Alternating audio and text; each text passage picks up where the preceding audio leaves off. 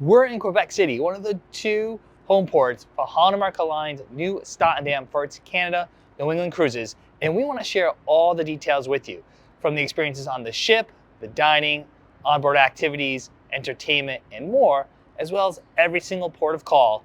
We cover every square inch of this 7-day itinerary in our exclusive Holland and Line Canada, New England cruise review.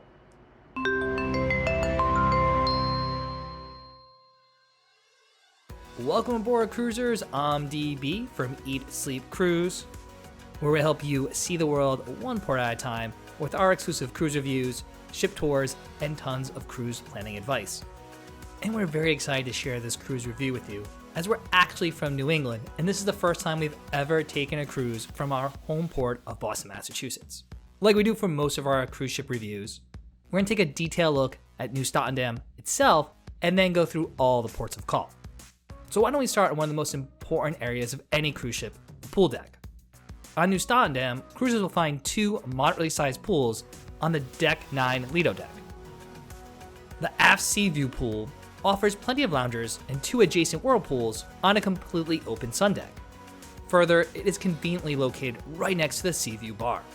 On warmer days, it's a great place to relax after a long day ashore. Midship, there's the main pool area, which is covered by a retractable roof. This area of the Lido deck is home to a pool and 3 whirlpools. Further, it's nearby the Lido bar and several of the casual restaurants. Regardless of the weather outside, it's always a pool day on Nieuw Statendam at this midship pool. For cruisers that want a bit more privacy, you can opt for the retreat. This upcharged private area on Deck 12 features cabanas, loungers, and a hot tub. While closed during our sailing, there are additional sun decks available aft on Deck 11 and all the way forward on Deck 14. So on warmer itineraries, there shouldn't be any issues finding a seat to soak up the sun. In addition, Nieuw Statendam offers plenty of outdoor space, even if it doesn't have flashy amusements like zip lines or a rock climbing wall. On Deck 11, there is a full sports court. Along with basketball, the court can also handle 2 pickleball games at the same time. There is additional exercise equipment surrounding the court as well. Further, this deck is home to the dedicated walking/jogging track, which takes 12 laps to equal 1 mile.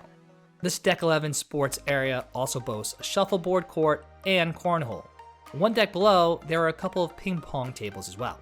Not to mention, there is a fitness center on Deck 9 forward. This complimentary workout area includes plenty of cardio equipment and weight machines. For an upcharge, there are fitness classes and spin classes each day. So while the sports court may not be as elaborate as other cruise lines, there are still plenty of ways to stay active on Nieuw Statendam. If you're like me and like to cruise, probably means you like to eat. So when it comes to casual eats on Nieuw Statendam, one of the best options is the cruise line's buffet. Now, I'm usually not a big fan of buffets, yet the Lido Market on Deck 9 is among my favorites. This casual restaurant serves breakfast, lunch, and dinner with predictable offerings. Breakfast serves diverse options, including international selections, a custom omelet station, crepes and waffles, and a variety of breakfast pastries. For lunch, cruisers can grab a sandwich from the breadboard, or Wild Harvest offers signature made-to-order salads. Cruisers can get custom pasta or Asian specialties at the distant land stations as well. Dinner is similar to lunch, with several stations offering a variety of options. The homestead serves up entrees and sides like mac and cheese, filet mignon, sea bass, and other specialties. The roasting pan carving station sliced up options like leg of lamb, rotisserie chicken, and pork belly. Additional casual options on Nieuw Statendam include the dive-in and New York Pizza and Deli. Serving up some of the best burgers and hot dogs at sea, dive-in is located right next to the main pool area. New York Pizza and Deli is one deck above. While I'm not a huge fan of the pizza, the sandwiches there are pretty good. Further, the venue reopens at night for snacks, including chicken wings and hot pretzels. Not to mention, on Nieuw Statendam, Dutch specialties are available at the Grand Dutch Cafe. From the line's famous pea soup to Dutch pancakes and apple pie, this is one popular venue for us. While we were fans of Nieuw Statendam's casual eats, in our opinion, the main dining room was pretty average. We do enjoy the sit-down breakfast, served every day of the cruise, the 5-page menu is more diverse than most cruise lines. I was a big fan of the Eggs Benedict, and the Princess enjoyed her Texas French toast. On other house ships, we've also enjoyed the omelets, English breakfast, and pancakes here as well. Similarly, the lunch menu offers an array of selections. For this itinerary, there was only one sea day, so the main dining room was only open for lunch once. On previous trips, some of our favorites here included the Mexican street tacos, barbecue chicken spring rolls, and the chicken and waffles. At night, similar to luxury cruise lines, Nieuw Statendam features regional specialties. For our Canada and New England cruise, we enjoyed New England clam chowder and Boston cream pie when docked in Boston. On this sailing, we dined in the main dining room on 3 occasions for dinner. Among the standouts here were the beef brisket and spiced roast chicken. Although, everything else was pretty typical of a cruise main dining room for our starters and dessert. On the other hand, the specialty restaurants on Holland Line are outstanding. On this trip, we were able to dine at all 4 specialty restaurants on the ship. It's tough to pick a favorite, but if forced, I think we would both agree on Tamarind. Located aft on Deck 10, this Pan-Asian restaurant serves up Far East flavors in an inviting and intimate venue. Among the savory options are the shrimp and lobster pot stickers, the spicy Szechuan shrimp, and the red curry chicken. Sushi lovers will want to try the lobster tempura rolls, as well as the sweet crab rolls from the nearby Nami Sushi. The Pinnacle Grill on Deck 2 is the ship's American-style steakhouse. Classics like shrimp cocktail and crab cake are admirable starters. And do make sure to get at least one order of the candied clothesline bacon for the table. This starter is something you won't find on any other cruise line. For entrees, you can't go wrong with the surf and turf. My filet was cooked medium rare and paired with a lightly seasoned lobster tail. If you're a seafood lover, then you must visit Rudy's Salle de Mer. This upscale French brasserie serves up a variety of starters, including fried calamari, escargot, and the fruit de mer, which does have a supplement. For entrees, you can't go wrong with the bouillabaisse or the lobster. The cheese soufflé and coq au vin are great alternatives to seafood dishes as well. This time around, I tried one of the steaks, and honestly, it was a bit of a letdown. Lastly, don't forget to save room for the signature dessert, a delicious berry soufflé that's big enough for 2. Perhaps our least favorite specialty restaurant on Holland Line ships is Canaletto. Oddly located in front of the Lido market, this restaurant lacks atmosphere and ambiance. The food preparation was not on point during our visit either. The calamari appetizer was rubbery and smothered in pesto sauce. My entree was overly salty, and my dessert was served cold. This is even more disheartening, as the orange ricotta tart is usually my favorite dessert on any Holland Line cruise ship. Our Nieuw Statendam Canada and New England cruise was sailing at just over 75% capacity. In venues like the Lido Market or the Dive-In Burger Bar, the lines were modest. Crew were abundant to clear tables or assist guests with food selections. One thing we actually like about House Buffet is that most of the items are served to guests, like a luxury cruise line. In contrast, dinner service in the main dining room was a tad on the slow side. Granted, we dined with a larger group most nights, but our 3 courses took around 2 to 2.5 hours. When we dined with a smaller group, dinners were better paced and closer to 90 minutes. At the bars and lounges, there was never an issue getting a beverage. There were plenty of staff making the rounds to take orders. In the mornings, both the Grand Dutch Cafe and Explorations Cafe had small lines, but the baristas were quick to take orders and brew up everyone's beverage of choice. Further, our stateroom attendant, Ratty, was friendly and attentive. He somehow always found time to make up our room, even though our schedule for the week was very inconsistent. Overall, service on the ship was timely, professional, and very welcoming. This 7-day cruise had 5 ports of call. Thus, there was only 1 sea day. Still, the cruise line offered a predictable set of daytime activities. These started with morning chat with the cruise and travel director each morning. From there, cruisers could opt for a bridge party or other card games. There were also several board games and puzzles available in the Explorations Cafe. Another cruise staple is trivia. Nieuw Statendam offered several sessions each day. From team trivia to lightning trivia and general evening trivia, there are plenty of ways to test your wits. Other organized activities include adult coloring and demonstrations, like towel animal folding. On the 1C day, there were more options to occupy cruisers' time. These include a rather popular bingo session, as well as upcharged tasting demonstrations. Cruisers could also learn how to blend wine for a fee, or attend other seminars sponsored by the spa and fitness center. Although we did expect more EXC talks. During our Alaska cruise on Nieuw Amsterdam, there were several daytime talks in the theater regarding the culture, history, and wildlife of the region. For this cruise, there was only one EXC talk on the sea day. While there could have been more unique or diverse activities, we really weren't on the ship much during the day anyway. While the daytime activities were rather bland, the nightlife was lively and entertaining, especially the music walk. On Nieuw Statendam, there are 4 distinct music venues offering a wide variety of musical acts. The Deck 2 Midship Lounge doubles as the Lincoln Center Stage and B.B. King's Blues Club. During the day and early evening, a 4-piece chamber ensemble offered 45-minute sets of classical music from around the world. Most nights, the B.B. King's All-Star Band gets the party started. From classic pop, blues, and jazz, the talented musicians offer an eclectic set list throughout the cruise. Forward on Deck 2, there are 2 additional music venues. Given both lounges are open to the promenade, the musical acts rotate 45-minute sets. The billboard on board on the port side is home to 2 piano players. Now, these are not dueling pianos like Howl at the Moon. Rather, these performers offer a more classical piano lounge experience. The couple, Megan and Gabe, played everything from standards to today's hits. They are both amazing pianists with great voices. On the starboard side is our favorite venue, the Rolling Stone Rock Room. Luckily, the band on this cruise was the same fivesome we saw on Rotterdam back in January. Led by Mr. McMillan, this rock band is high energy and a lot of fun. These performers most resemble a rock show on land, with solos, unique arrangements, and a dynamic setup. They are certainly much better than your typical cover band found on other cruise lines. Additionally, the cruise line's Orange Night occurred on day 5 of our cruise. B.B. King's became the hotspot for this bright and colorful party. We only wish Hal did more with the party in terms of theming or other creative elements. Most nights, the live music ended between 11 p.m. and midnight. And honestly, by then, most bars were closed too. For us, that is fine.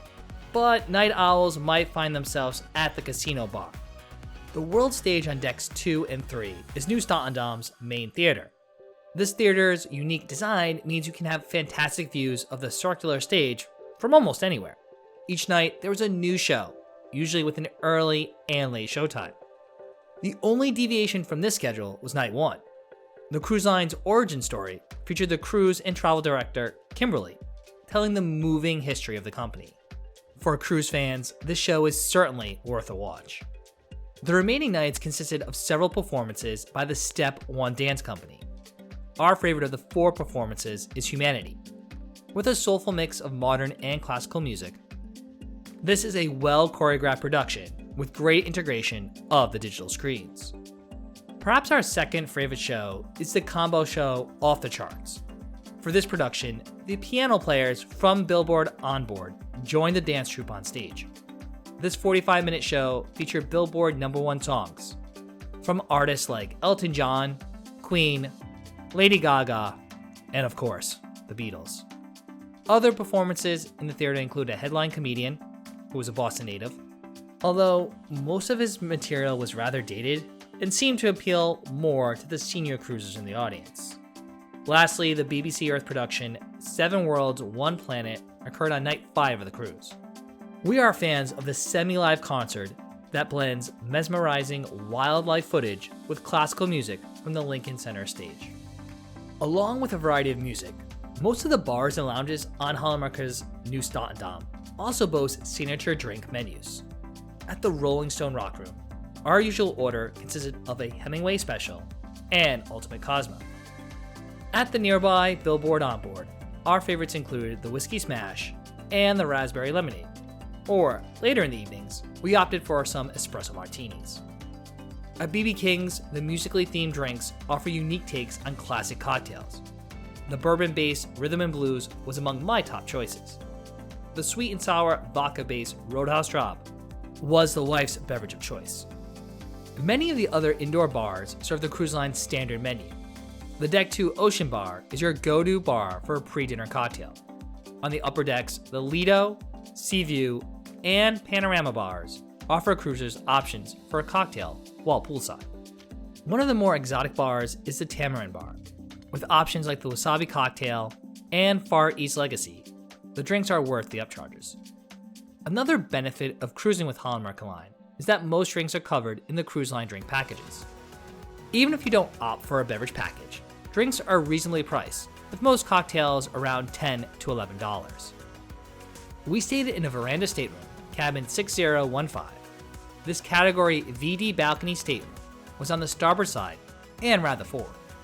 Immediately upon entering the room, the closet was to the right and the bathroom to the left. According to the Holland America Line deck plans, the stateroom measures approximately 228 square feet, though it did feel a bit more cramped than our cabin on Rotterdam. There was just enough room to squeeze between the queen-size bed and the aft-facing wall. Our room had the bed positioned closer to the entrance.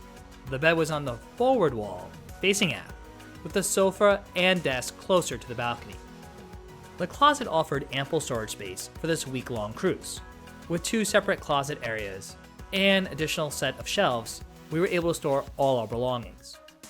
The bathroom in our veranda cabin on Nieuw Statendam was generously sized. It included a full-size vanity and additional shelves for storage. The full-size shower, with premium bath products and a glass door, made it feel more like a hotel than a cruise ship. Out on the balcony, there were 2 chairs with ottomans and a small table. The balcony offered just enough space for us to enjoy sail-ins and sail-outs of ports of call. On a few of the warmer afternoons, it also doubled as my office. This one-way cruise departed from our home port of Boston, Massachusetts. Honestly, embarkation was a mess for many cruisers. Luckily, we arrived early and missed much of the delay. Further, before the trip, we completed the pre-cruise health checks using Verifly. This enabled us to skip much of the check-in line.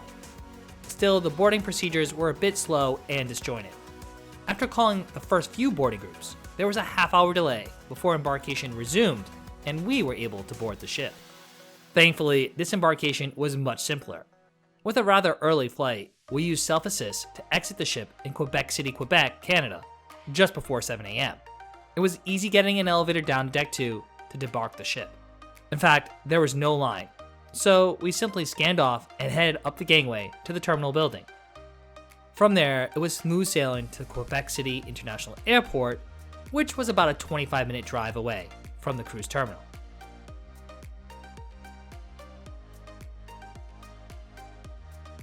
This Canada-New England cruise included 5 ports of call and 1 scenic cruising day cruising the St. Lawrence River. For all these ports of call, we booked our shore excursions through Holland America Line. Our first port of call was Bar Harbor, Maine. Given our crazy year of travels, we booked most of our tours late for this particular cruise. So the only excursion we could get for this port of call was an Acadia National Park bus tour that was about 2.5 hours, but didn't get the greatest ratings online. The ship was tendering this port, so our 10:30 a.m. tour actually had a meeting time of 9:20 in the theater.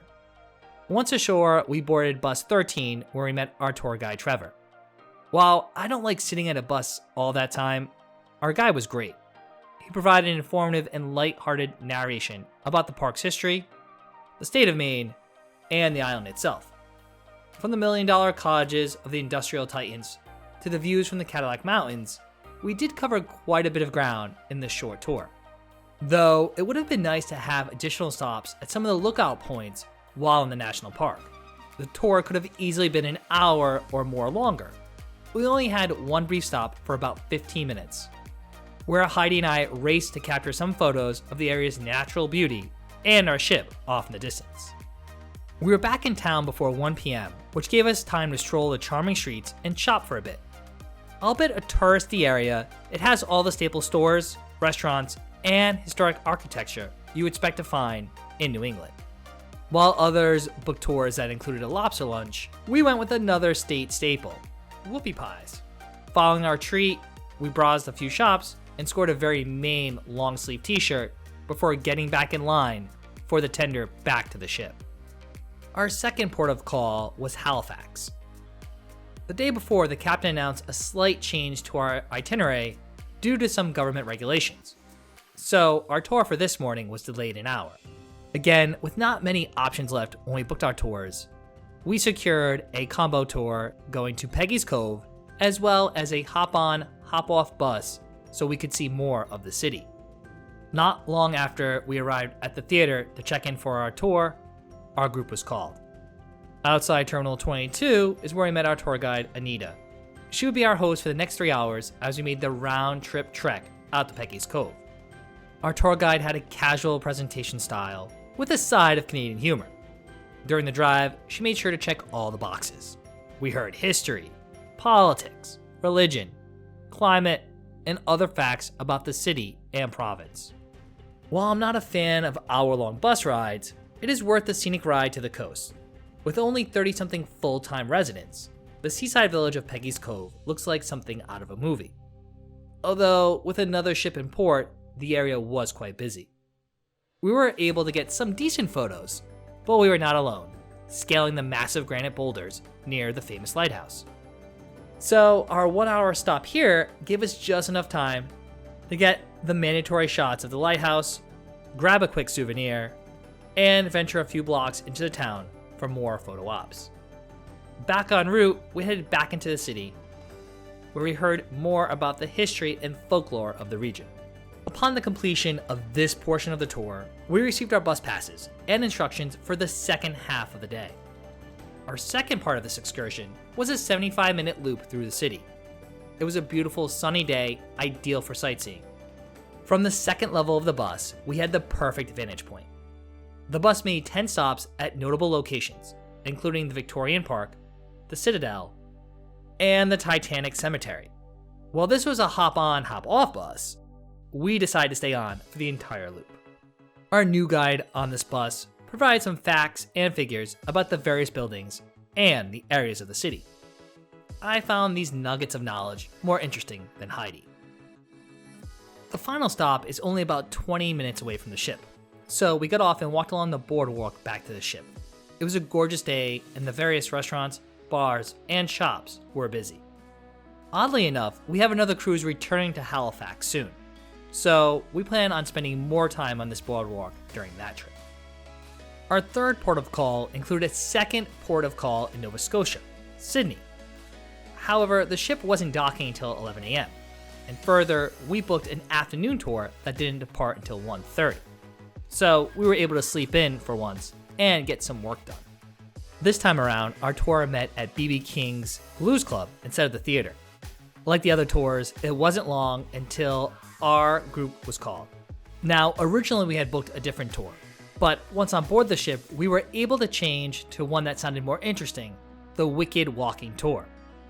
Immediately outside the ship, we were met by our guide for this tour. Oddly, he was dressed in a graduation robe. Regardless, he would be our informative and mysterious host as we learned about the haunted history of Sydney. And quite honestly, this Wicked Walking Tour was fun, though we would have appreciated a bit more walking to a few of the additional city spots he mentioned. The tour went from the Yost and Cosset museums to St. George's and St. Patrick churches, making a small loop. While the tour was only 90 minutes, the trek was full of interesting folklore and ghost stories. Good thing the weather remained dry, even if it was a bit chillier than the previous days. And while at our last stop we tried to summon the resident spirit, we had no encounters during this tour. The tour was actually over promptly at 3 p.m., lasting exactly 90 minutes. So we did have some additional time to walk around the town on our own, but we just decided to head back to the ship. On day 5, the ship was docked at Charlottetown, Prince Edward Island. Now, if you follow our blog or subscribe to our channel, this next statement might surprise you. We had absolutely no tours or shore excursions booked for this particular port of call. And in the morning, we were quite thankful for that because it was kind of rainy and gloomy. Although, as the morning progressed, the weather was starting to improve. With the sun starting to break through the clouds, that was our cue to head off the ship. When we exited the ship, we were actually able to get tickets for a 1 p.m. double-decker bus tour from a private tour operator. This 1-hour tour took us around the historic downtown and surrounding areas. Our tour guide was funny and provided an excellent introduction to the city. When the bus returned to the cruise terminal, we had time to wander on our own. We strolled the boardwalk immediately near the harbor. Here, we were able to get some great pictures of the ship. Not to mention, a trip to Canada wouldn't be complete without some Cow's ice cream. The all aboard was 3:30 p.m. for this port of call, so we made sure to head back to the ship by around 3 p.m. Given the now sunny and warm weather, we were able to watch the sail away from our balcony, and it turned out to be the fitting end to a lovely day on Prince Edward Island. Day 7 was our last port of call in Quebec City, Quebec. Again, due to the change in itinerary, the ship was calling into this port of call later in the day. Thus, our tour was delayed until 1 p.m. Like the other days, we met our tour group and then were quickly called to exit the ship. Leaving the terminal building, we actually boarded a retrofitted school bus to discover the area. The day began with a ride out to the lower part of the city, past some of the notable landmarks. From here, we fought the traffic out to the island of Orleans. This agricultural isle featured apple orchards and pumpkin fields. Honestly, it reminded us of the western part of our home state of Massachusetts. As a bonus, this was really the first time we saw any fall foliage during the entire trip. Our main stop here was a maple farm. After learning about the process of tapping maple water, we got to sample some of the items. From maple butter to maple syrup, and the wife's favorite, maple taffy, it was a sweet stop. And it was also a costly one, as of course we had to buy some souvenirs while here. Next, we took the ride out to the St. Anne Basilica. The grounds are beautiful, with 3 churches and some ornate artistry. We had about 30 minutes here with a partially guided tour and some free time. The tour returned to the city, where we drove through the Citadel and a large city park. Again, it would have been nice to stop at some of these locales to take a few photos. Our last stop was not too far from the Champlain statue. Here we had about 40 minutes of free time. Along the way, we secured an ornament from the nearby Christmas store, along with some coffee and some macaroons. Now, if you're interested in learning more about Holland America Line, we suggest you check out our Holland America Line Rotterdam ship tour and walkthrough. Rotterdam is the newest ship in the fleet and a sister ship to Nieuw Statendam. In that video, we go deck by deck, showing you all the restaurants, entertainment venues, bars, and public spaces on Holland America Line's newest ship, Rotterdam.